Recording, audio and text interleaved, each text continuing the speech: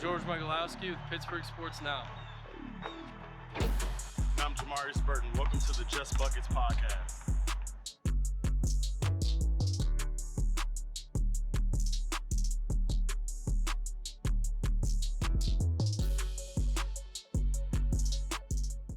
Hi, I'm Pete Strobel, president of the Scoring Factory. Here, we make you better. Here's where you work on your weaknesses. This is the place you come to work on the fundamentals that are going to take you to the next level. We love to push players. We love to teach players. We've worked with a lot of very talented players, and we want your son or daughter to come in next.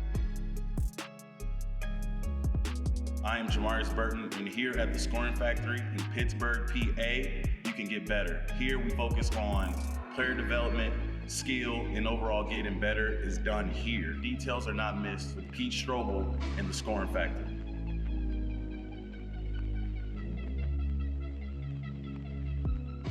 Welcome back to another episode of the Just Buckets podcast. I am Jamarius Burton. I'm George Michalowski with Pittsburgh Sports Now. This podcast episode is presented by the Oaklander. They've provided this elite hospitality for us to host our show here. It's been great so far. Thank you to the Oaklander. Big shout out to the Oaklander. Of Just Buckets. Big shout out to the Oaklander. Today's an exciting show. We have two special guests, KJ, Vason, but he also goes by Lil Vito in the locker room. For sure. Lil Vito, welcome on, guys. Thanks for coming on. Thanks for having me. Appreciate it. So, we'll like to kick the show off. We'll go individually. KJ, can you tell us a little bit about your childhood, growing up? A lot of people don't know this about you, but you're a military kid. So, tell us about how it was growing up. My dad, he served 24 years in the military, serving under the Army. We moved around a lot growing up, but the older I got, the easier it became to adjust, to make friends. That's kind of the hardest thing of a military brat growing up, to go school to school, friends to friends, just getting adjusted to new areas. But the older I became, the easier it become. And, we resided in Fayetteville, North Carolina. We've been there ever since. when you were growing up, were you always playing just basketball? Were you, what were you doing to stay active as a kid? What were you into? It's kind of funny, but my first love is hockey. Okay. Yeah, not so many people know that, but I can really ice skate. I just fell in love with hockey growing up. Football. I always been like a leader, so I played quarterback, even though I'm smaller than most. I was like a Russell Wilson, but I was definitely just always an active kid. And then my father, he boxed for a little bit, and he kind of put that into my bloodstream growing up. And then the older I became, it was just a lot of basketball, a lot of boxing, a lot of football, just a lot of everything. So I feel like growing up, I played just a variety of all sports. And you speak a lot about your father. How was that dynamic? You said he introduced you to boxing. He's in the military. How was that dynamic?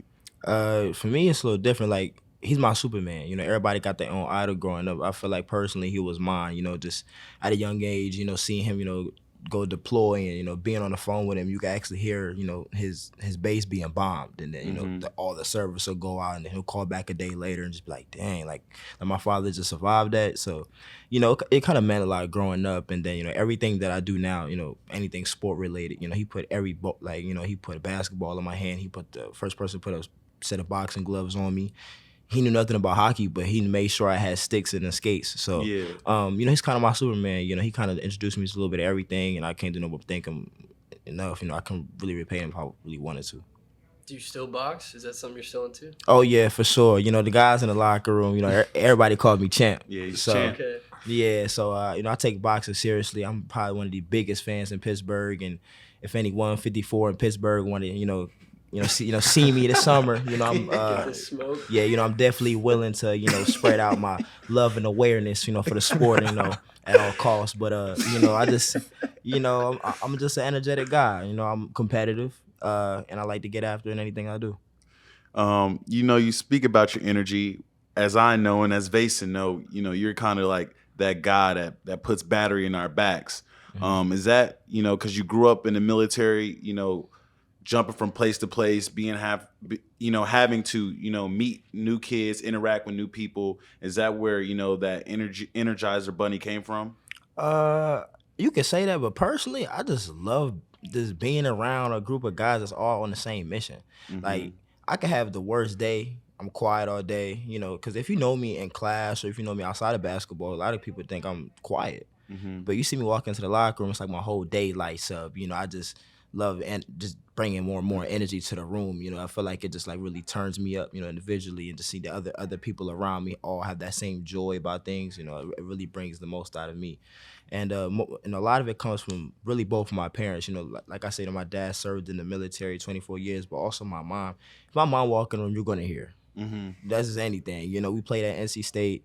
You know, I live about 40 minutes away from NC State. Had a lot of family there. About 15,000 people at the game, and I heard my mom repeatedly over and over again. What was she saying? You know, just rebound the ball. You know, and she just gets so excited. She has so much joy for everything that I do and everything I'm a part of. She feels like all of us are her kids too. Mm-hmm. So I just really feel like I just get this love and joy from both of them, and I just feel like it just runs through my veins even more. Yeah. So we definitely could tell, you know, that you had, you know, a tremendous support system. Obviously, we played in that game down there in NC State, 40 minutes away from home, and you had a big crowd, man. They really showed up, showed out, and really supported us down there. To kick it off to you, Vason, can you tell us a little bit, you know, about your childhood growing up? You're a Pittsburgh native. How was it, you know, growing up in Pittsburgh and, you know, really developing and, you know, getting introduced to basketball and, you know, leading up to where you are now?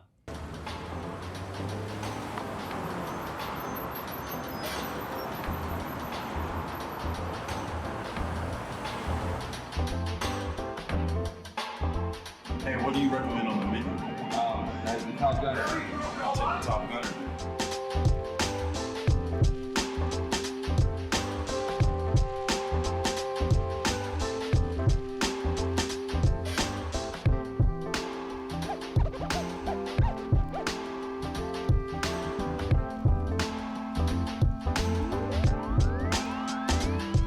Thanks, man. Appreciate it.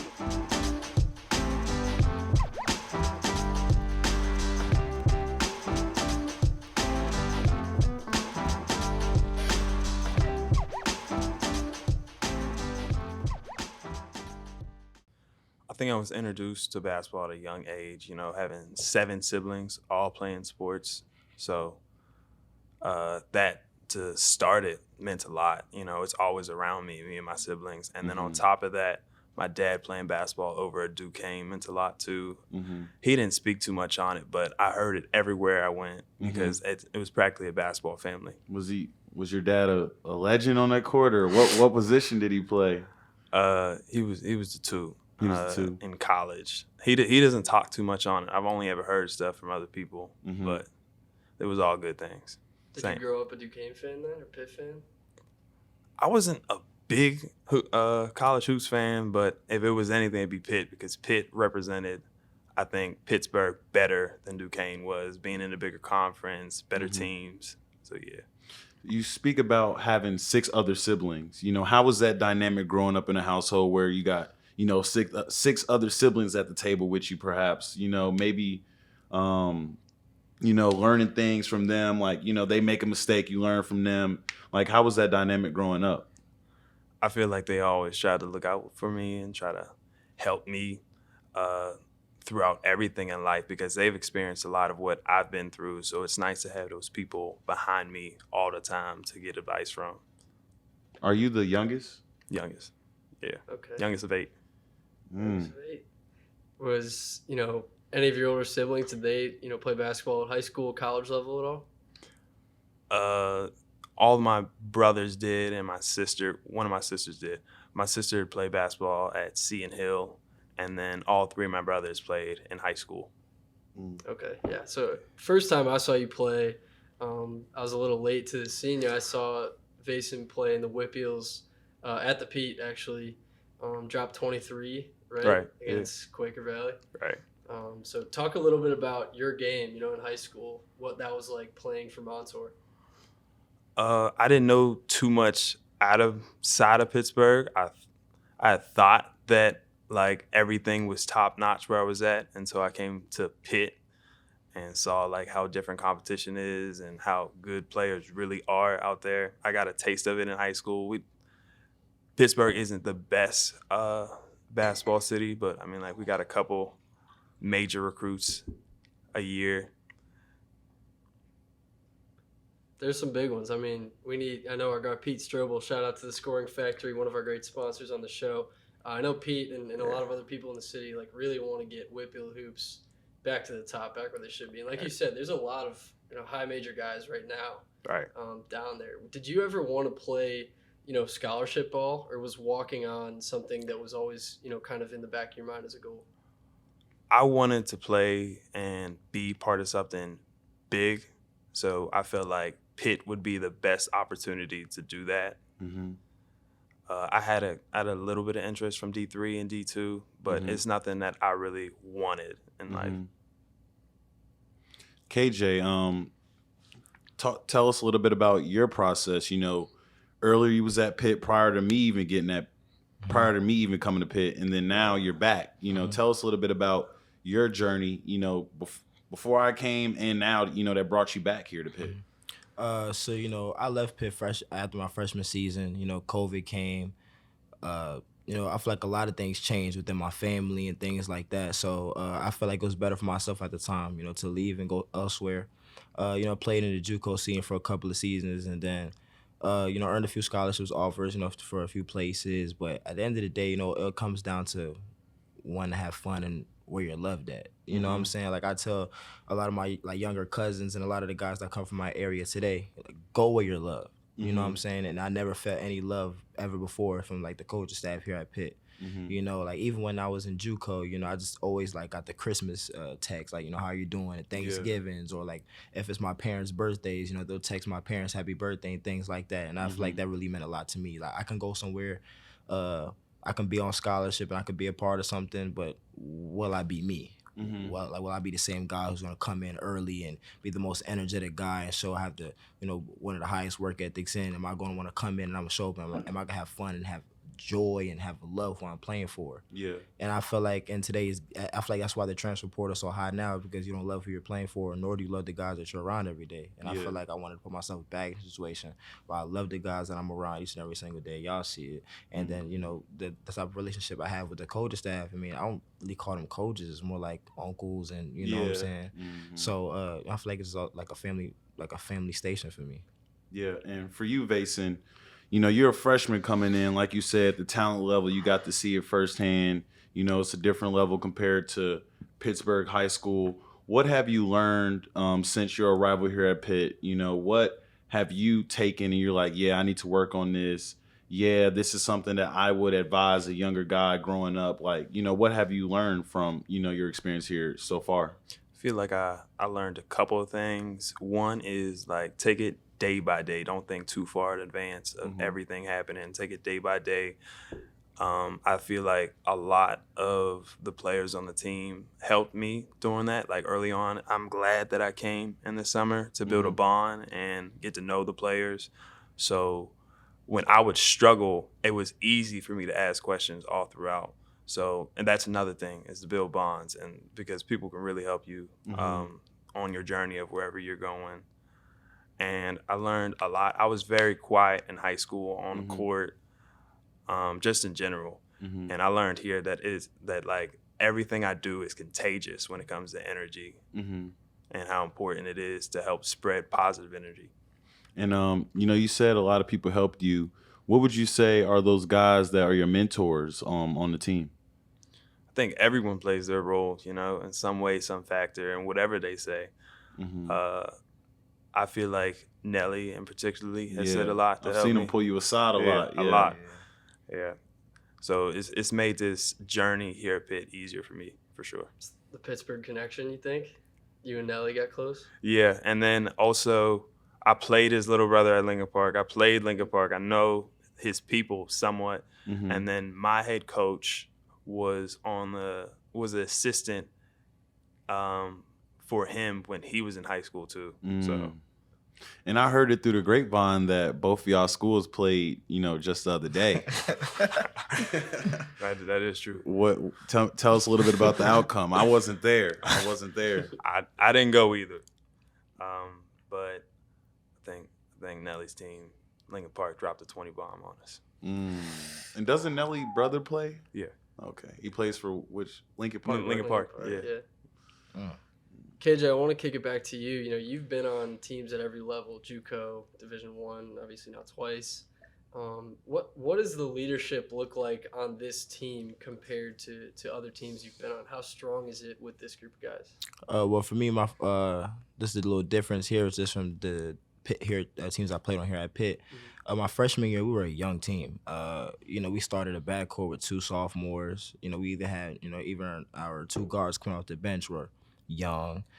We had a lot of, the guys in the front court were very young. Compared to this team now, we're very older. We're starting with five seniors, I believe, and all these guys all know what winning is like. But I feel like back then we didn't know what winning was like, and we're still trying to figure things out, through the bumps and the bruises. But I feel like, this team knows what it's like.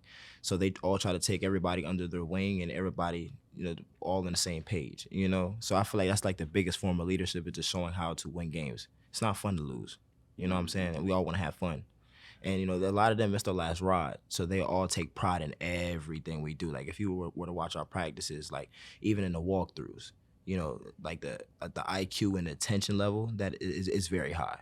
Regardless to, like, my freshman year with the young team, there could be some joking around here and there, and, guys aren't fully locked in all the time. But, with these group of guys, I feel like as soon as we, we're a fun group to be around. Yeah. But as soon as we land, we're already in that zone of, okay, we're going to come into this team's arena and we're going to take over what we need to take over and get back to Pittsburgh and party. You know what I'm saying? So I feel like that's like the type of mindset that we have, Yeah, I know you guys have picked up some huge road wins already early on this season. Talk to me about, from your point of view, what were those road wins over Northwestern, over NC State like? Toughness. I feel like the biggest thing you need on the road is being able to know you're the toughest team and then go out there and execute to be the toughest team. And I feel like we've had that mindset as soon as we got on the bus. And I feel like that's what really separates good teams in college basketball. Of course, teams in college basketball, you're going to win at home because of that energy. A lot of home games have family coming in, but on the road, there may be no family there, no tickets that you're giving out, but it's against you and everybody inside that arena. And to know that you have a group of guys, that's the 30 people that we travel with staff and everyone else, that it's us 30 versus how many thousand people are here in this arena. And I feel like we've had that put our back against the wall mentality, and we're going to punch you in the mouth. And I feel like that's what's been the difference for us on the road. Yeah. For you, Vason,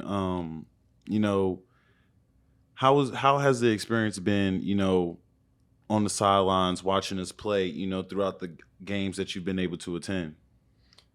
In high school a lot, and even all the way through grade school, I've always played a lot. So being on the sideline is sort of different for me. Mm-hmm. But I would say, like, I'm able to feel the energy and everything that's going on the court from the sideline.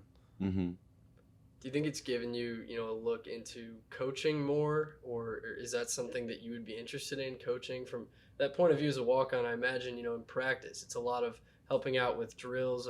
Take me through that mentality, that kind of coach's mentality, but you're also a player on the team. Yeah, during practice, it's a lot of helping out. I haven't thought too much into coaching. Like I said, I'm big on living in the moment. So I've just been taking it step by step as we've been going on. KJ, what about you? What do you think, other than basketball, what do you think are your biggest hobbies? What are your biggest interests off the court? Outside of boxing, I have a really big interest of being a GM one day in the NBA. I feel like I told JB the other day I'm gonna sign him to a max contract and trade him if he's not playing the way I want him to. But that's something that I really love. I'm a huge boxing fan though. You can ask me about any fight coming up. You can ask the guys in the locker room. I talk about boxing. I'm showing clips all day. Yeah, we even watched a fight in your hotel room. Yeah. So like a lot of that's like a really big hobby for me. I mean, alongside going fishing in the summertime, we kind of ended up being raised in the South. So one thing I definitely adopted was going fishing. And if any one of y'all want to ride go-karts with me, I'm very brutal on the track. So but it got to get warm. It's too cold in Pittsburgh to do any of that. So, yeah. What about you, Basin? What are your hobbies off the court? I would say, like, I'm a pretty big gamer. I love gaming, but hanging out and spending time with family, I value family time a lot. What games are you playing nowadays? Call of Duty. Big Call of Duty fan. Do you ever get online with Will? We had Will on an episode before, and he was big Call of Duty fan. Also, do you get on chats with him? Do y'all compete together a little bit? Now, Will's too advanced in the game. I don't want to play with Will. Hey guys, this is Jamarius here. I am going to be eating all of my favorite meals at Dirty Bird's Chicken in Pittsburgh. Check out Dirty Bird's for the most authentic home-cooked meals, including their specialty chicken and waffles. Dirty Bird's offers takeouts and delivery options. Cater your next event with Dirty Bird's Chicken. Man, so before we get off, we got a Fuel by Roots segment. It's a segment where, you know, we get to understand you guys, understand what fuels you. So first for you, KJ, what fuels you off the court? You know, what top 3 music artists right now that you putting in your headphones right now that is fueling you throughout your day? All right, number 1, I'm gonna go Meek Mill. You know, I was born a little bit outside of Philadelphia, so if you want to call me biased, I don't care. That's fine. Secondly, I'm gonna go with Drake. I feel like he sets the mood. You know, he gives me those punchlines that I need to go out through my daily day business and handle my business. Lastly, I'm gonna go with right now, you know, what's really good for the team is Chief Keef. So I'm gonna go with Chief Keef. You know, it gives me that type of bang bang, like just hearing that energy. Yeah, it gets me going. So I would definitely say those 3 right there. What about you, Vason? I'm a diehard Drake fan, so I gotta put a lot of Drake's songs into every day. I think he got a song for every mood I'm feeling, whatever it is. 2, I would have to say probably like Roddy Ricch. Roddy Ricch. Yeah. Then 3rd, I need something chill too. So Tim's into 3rd place. You know what? Nike mentioned him. No, it's a girl. Oh yeah, It's a Nike girl. mentioned her. I still need to tap into her music for real. Quality. JB, who you been listening to lately? Lately. Also, did this Chief Keef trend start because of the Northwestern game in Chicago? I mean, Yeah. we were in the press conference Pre-game. getting ready Yeah. to talk to you guys So after the game. I would say I've been listening to Chief Keef more now than I have in a long time. I remember Middle school. growing up. Yeah, middle school was when I was listening to Chief. So I'm back listening to Chief. You know, in shoot arounds. Still sticking to my church music. My pregame song every game Polar opposites. is "Big Boat Ride" by Dorothy Norwood, and then another artist I would say that I'm listening to right now is Rod Wave. You know, he just dropped the album. Blake's been playing him more now than ever in the locker room. You know, he's a Florida boy. He got that connection. Ridiculous. Rod Wave was just performing in our arena like a week ago. So, you know, I've been playing him a little bit. Yeah, he's been helping me get through my day. Is it usually Blake who gets the music choice, the aux in the locker room? Him or John? I feel like it varies. I feel like it rotates, honestly. It rotates now more than it has in the past because after games at home, we've had Greg get on the aux. You know, it's just a combination. Like, we're really spreading the wealth when it comes to the aux. Definitely. Good to hear. It's good team chemistry right there. Sounds Mandatory. We're doing another Gussie's giveaway. To find the details about the Gussie's giveaway, stay tuned to my page at Worldwide J on Instagram. Thank you guys for tuning in. That's another episode of Just Buckets. Thank you guys for joining us. Yeah, Thanks thank for having us. Thank you. It's awesome.